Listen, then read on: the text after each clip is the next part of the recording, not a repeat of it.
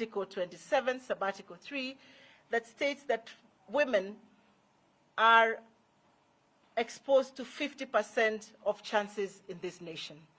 So we are not demanding, we're just asking our candidate to refer to that article and be generous and kind enough. And because we know he's a man for women, he's a he for she, that he gives the deputy president role to the women of this republic, and women of this republic will forever be grateful to him. He will go down in history as the one president who said that he will make a new paradigm shift, and he will put women in the pedestal where they duly belong and the space that they have fought for many years. And on that breath, I want to thank women who have gone before us, Charity Ngilu, Mama Mwilu here, Martha Karwa, who was with us earlier, and many other women whose shoulders we stand on. It is through your struggles, it is through your sweat, your blood, and sometimes your tears, that today we have these spaces as women to even have the confidence to then ask for the next step, which is the deputy president of this republic. This is just not a meeting about the deputy president of this republic. It's also a meeting where we are now bringing our thoughts together, having been in the grassroots. What are the things that have come out? We have been out in the campaign trail now 2 months. So we have grassroots women here, and we are sharing their insights. What are the things? It's a session where we are introspecting and asking ourselves, what are some of the things that are going very well in the Raila Amolo Odinga's campaign or in the Baba's campaign? What are the things we're not doing too well? How can we quickly, we only have a few days to the election, what can we quickly do to ensure a Baba presidency come August? And some of the things, if I may just highlight, some of the things that are coming out from the grassroots women is that women want to be involved, not just in the political process, but also as stakeholders in the economic activities of this nation. Women want to be involved in the baking of the cake. For instance, we have the 30% AGPO opportunities. How many of them actually go to the women that deserve these opportunities on the ground? And one of the wish lists we have for Baba is that Baba should have a proper training program for women to be trained on how to capitalize on these AGPO opportunities at the grassroots level.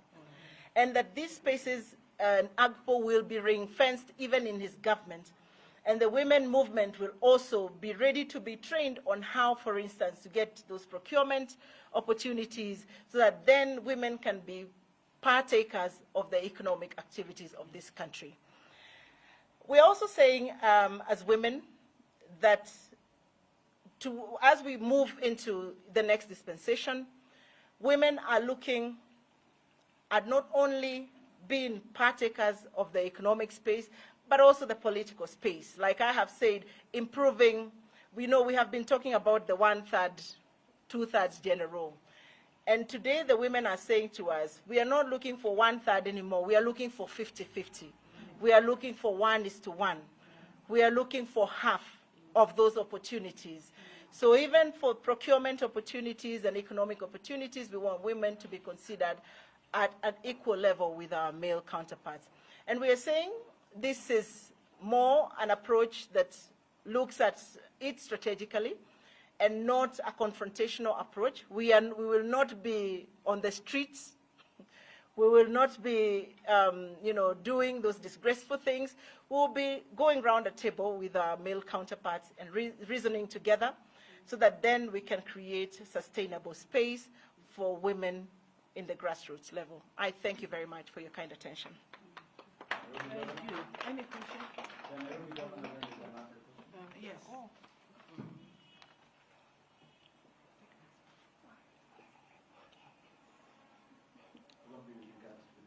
Sorry? Okay. What I can say is it is under our Constitution, Article 27(3) of our Constitution. It's very clear that we as women, we have our 15. When you used to have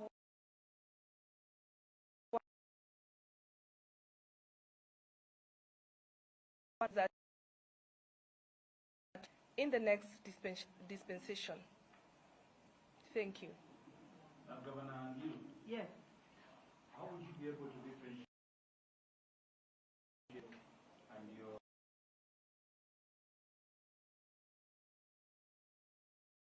I think you see any of that, what you have talked about here. I think here you are seeing women of Kenya only. And our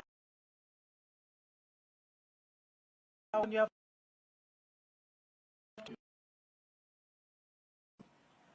because you have been very that you're one of the people that even stopped the meeting that was there on the 12th of March and they were going to KICC.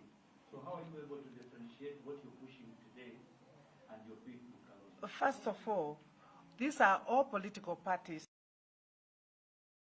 They are all in Azimio. Yes. And my party, NAC, whose leader is talking to you right now, is a party within Azimio. Yes. And we have the right to ask what is right, not only for our parties, but also for the people of Kenya. Yes. You know, I've been out there campaigning for Azimio. You know, I've been out there campaigning for women issues, for women representation. You have just heard about the issues that we brought out here on issues to do with the procurement to ensure that the 30% that of all the resources that go into procurement should be given to women, physically challenged, and the youth. So we are very different in the sense that we are people-centered organizations that are coming here. And the women issues are very different from other issues, and that's why we are appealing.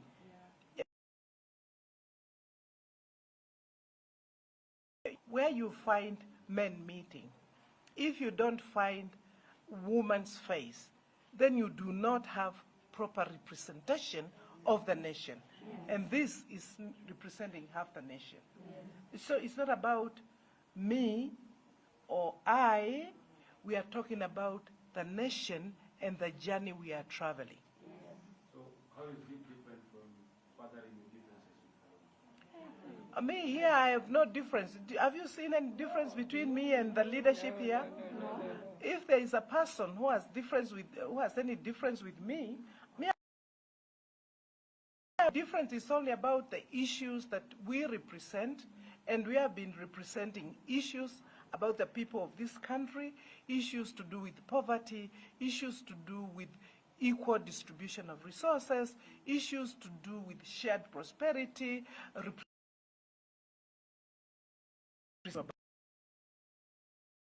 doing here.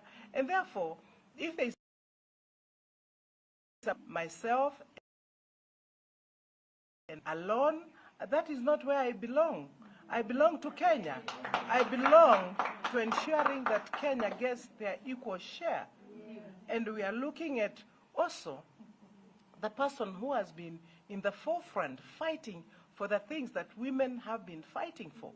And therefore, when we talk about, Raila, Amolo, Odinga, we are talking about a person who has been tested, tried, and we can say, we will support you wholeheartedly, without looking this way, that way. So I think here you need to look at the history of each one of us who are saying this is a direction to go.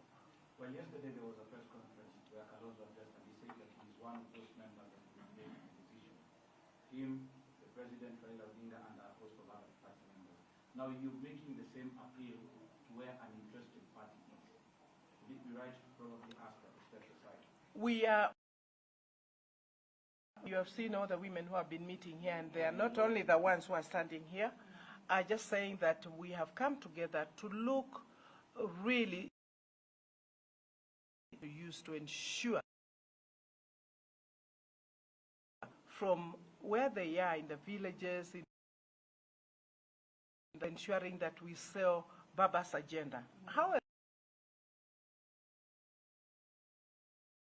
point manifesto, and we have looked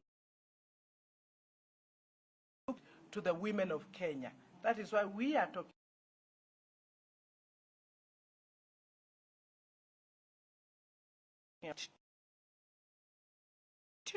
equal opportunities for all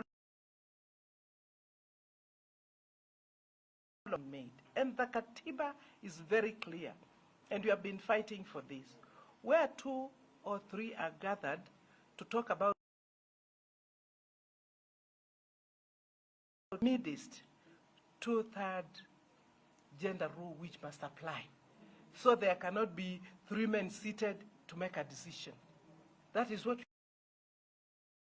we cannot be people who will sit to decide for Kenya without the faces of these women and other women outside there. That is where we are today.